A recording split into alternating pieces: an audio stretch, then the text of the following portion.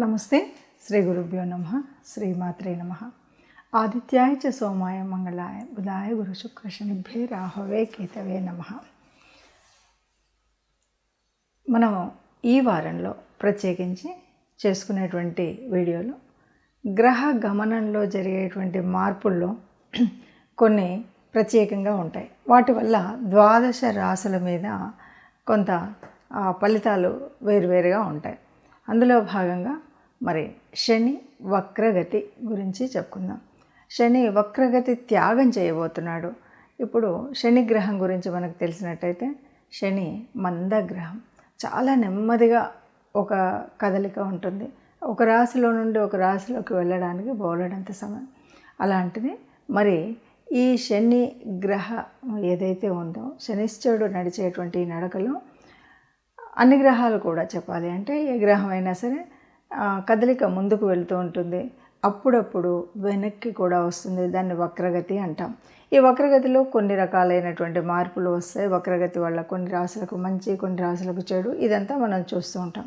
అయితే ఎప్పుడైతే మళ్ళీ వక్రగతి త్యాగం ఉంటుందో ఈ త్యాగం చేసినప్పుడు కూడా మళ్ళీ రాశుల మీద ప్రభావం మారుతూ ఉంటుంది.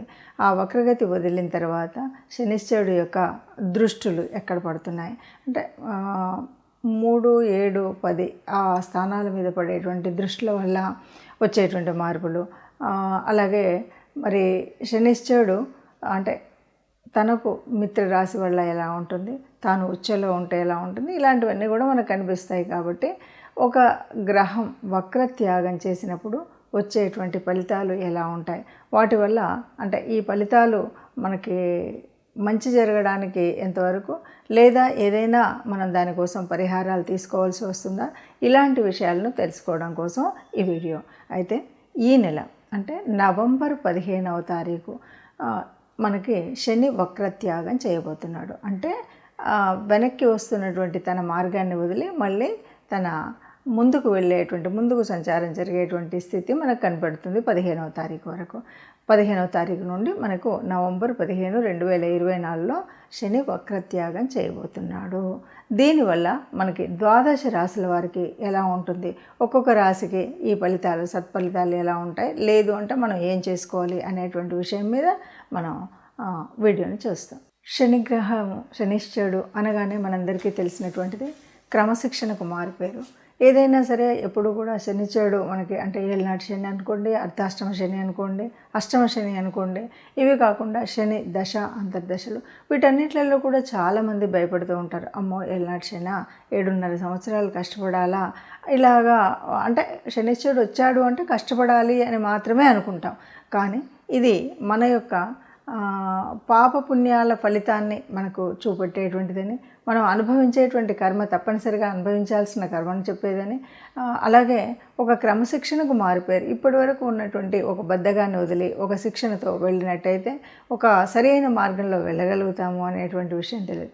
ఎప్పుడు కూడా శనిశ్చరుడు మనం ఇంతకుముందు ఏదైతే అనుభవించాలి తప్పనిసరి అన్నటువంటి వాటిని మనకు చూపెట్టి దాని తర్వాత అతి మంచి విషయాన్ని తను పోతూ పోతూ చాలా మంచి చేసి వెళ్ళేటువంటి గ్రహం ఏదైనా ఉందా అంటే అది శనిశ్చరుడు మాత్రమే.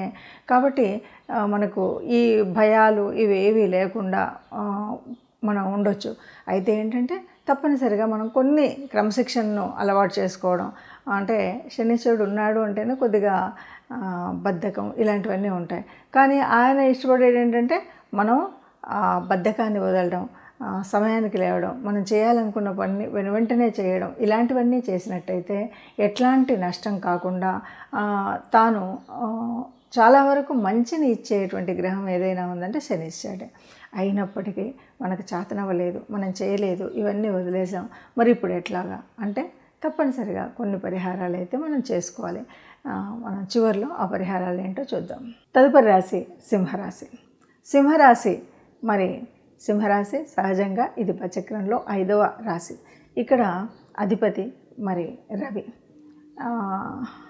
శనికి రవి అంతగా సమకూరకపోయినప్పటికీ, అంతగా స్నేహం లేకపోయినప్పటికీ ఇక్కడ పంచమ దృష్టి అంటే సింహరాశి మీద సప్తమ దృష్టితో శని చూస్తూ ఉన్నాడు. దీనివల్ల మరి ఏదైనా ఇబ్బంది ఉంటుందా అంటే కొంచెం ఆలోచన ఎప్పుడు కూడా అంటే ఇద్దరికీ అనుకూలత లేనటువంటి గ్రహాలు కదా, మిత్రగ్రహాలు కాదు, శత్రుగ్రహాలు అయినప్పుడు ఎట్లా ఉంటుంది అంటే కొద్దిగా ఆలోచన అంటే తనోభావం మీద పడుతుంది కాబట్టి ఆలోచనలు ఇదిమిత్తంగా ఉంటాయన్నమాట. ఇక్కడ కాస్త స్థిరంగా ఉంటే గనక చక్కటి స్థితి మనకు కనిపిస్తుంది.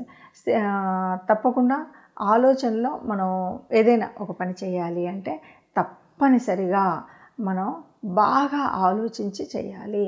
ఆలోచించి అంటే తొందరపడి నిర్ణయాలు తీసుకోకూడదు. ఎవరినైనా ఏదైనా మాట్లాడేటప్పుడు అలాగే ఉండాలి.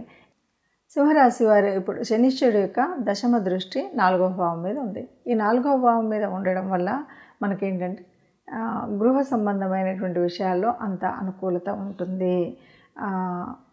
వీటన్నింటిలో కూడా మనకి చక్కటి అనుకూలమైనటువంటి పరిస్థితి అయితే ఉంటుంది అని చెప్పవచ్చు. కాబట్టి సింహరాశి వారు ఎలా ఉండాలంటే కాస్త మాట్లాడేటప్పుడు ఆలోచించేటప్పుడు ఏదైనా విషయాల్లో తొందరపడి నిర్ణయం తీసుకోకుండా ఉన్నట్టయితే చక్కటి అనుకూలత ఉంటుంది. ఇంట్లో అనుకూలమైనటువంటి వాతావరణం ఉంటుంది. కుటుంబంలో అనుకూలమైనటువంటి పరిస్థితి ఉండడం వల్ల, తల్లి యొక్క దీవెన ఉండడం వల్ల ఇవన్నీ కూడా చక్కగా మనకి అనుకూలమైనటువంటి ఫలితాలనే ఈ నవంబర్ 15 నుండి సింహరాశి వారు పొందుతారు. కొద్దిగా మాట్లాడేటప్పుడు జాగ్రత్తగా మాట్లాడినట్టయితే ఏ రకమైనటువంటి ఇబ్బంది ఉండదు. ఏ కొంచెమైనా ఇబ్బంది అనిపించినట్టయితే చెప్పబోయేటువంటి పరిహారాలను చేసుకోండి, హాయిగా ఆనందంగా ఉంటారు. మరి ఈ ఫలితాలు ఇలా ఉన్నప్పుడు మనం ఏం చేయాలి? ఇది తప్పనిసరిగా ద్వాదశ రాశుల వాళ్ళు ఆలోచించాలి. ఏ రాశికి ఆ రాశి మనం వాటి గురించి ఆలోచిస్తూ మనం ఎలాంటి పరిహారం చేసుకోవాలి అని. ఇక్కడ బాగా అంటే ఈ మిగతా గ్రహాలకు వీటికి సంబంధం లేకుండా ఒక విషయాన్ని అయితే చెప్పచ్చు. ఎప్పుడైతే నేను ఇది చెయ్యాలి, నేను ఇంకొకరి మీద ఆధారపడతాను అని అనుకోకుండా మనకు మనంగా స్వచ్ఛందంగా ఒక సంకల్పం పెట్టుకొని ఆ సంకల్ప సాధన కోసం తప్పనిసరిగా ప్రయత్నం చేసి గట్టి ప్రయత్నం చేసి సంకల్ప బలంతో ఆ గట్టి ప్రయత్నాన్ని కనుక చేసినట్టయితే తప్పకుండా అంటే ఇప్పుడు ఈ వక్రత్యాగం తర్వాత తప్పనిసరిగా మంచి జరుగుతుంది. అంటే ఎందుకంటే మంచి జరుగుతుంది అన్నారు కదా అని మనం దాన్ని అలాగే వదిలేస్తే ఏమీ ఉండదు. అంటే గాల్లో దీపం పెట్టి దేవుడా నువ్వే నాకు రక్ష అంటే జరిగేటువంటిది ఏమీ ఉండదు.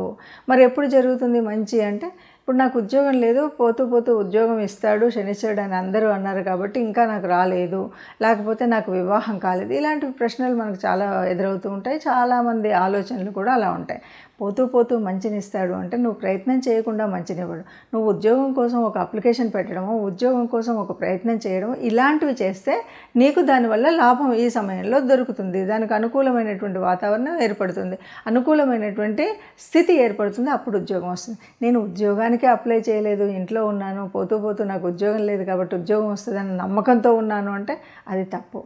మనం చేసే ప్రయత్నాన్ని చేస్తే కనుక తప్పనిసరిగా ఈ ఉద్యోగ బాధ కానీ అంటే నిరుద్యోగ సమస్య కానీ, వివాహ సమస్య కానీ, సంతాన సమస్య కానీ, లేదు ఉన్నత స్థితిలోకి వెళ్ళడం కోసం ఇల్లు వాకిలి లేనటువంటి వాళ్ళు ఏర్పరచుకోవాలనుకున్నా ఇవన్నీ కూడా పూర్తిగా మనకు లభిస్తాయి. ఎలా అంటే మనం ప్రయత్నం చేయాలి. అంటే ఈ కాలంలో మనం తప్పనిసరిగా నాకు రాదులే, నేను ఇన్ని రోజులు ప్రయత్నం చేసినా రాలేదు కదా అనేటువంటి భావన కాకుండా ఎందుకు రాదు అనేటువంటి భావనతో తప్పనిసరిగా గట్టి సంకల్పంతో ప్రయత్నం చేస్తే అందరికీ మంచి జరుగుతుంది. దీనివల్ల ఎవరికి ఏ రకమైనటువంటి నష్టం రాదు. దేవుడు భగవంతుడు ఆ గ్రహరాజు అయిన గ్రహ స్థితిలో మనం ఆలోచించినట్టయితే శనిశ్చరుడు మనకి క్రమశిక్షణను నేర్పి వెళ్తాడు.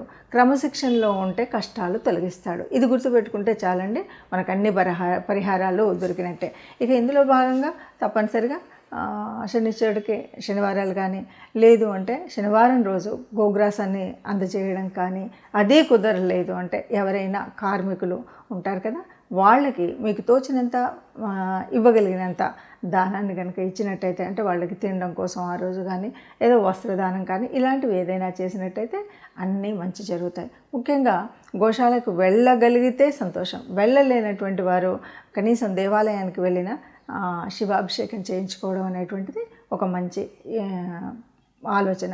కాబట్టి అభిషేకమైనా చేయించుకోండి, గోగ్రాసమైనా ఇవ్వండి, లేదంటే మన దగ్గర మనకు కనిపించేటువంటి కార్మికులు ఎవరైతే ఉన్నారో వీళ్ళని వీళ్ళకి మీరు కావాల్సినట్టుగా అంటే ఆహారం ఇవ్వడమో వస్త్రం ఇవ్వడమో లాంటివి చేసినట్టయితే మనకున్న దోషాలన్నీ పోయి అంతా కూడా శుభం కలుగుతుంది. అందరూ సుఖంగా ఉండాలని, అందులో మనం ఉండాలని సర్వే జనా సుఖినో భవంతు.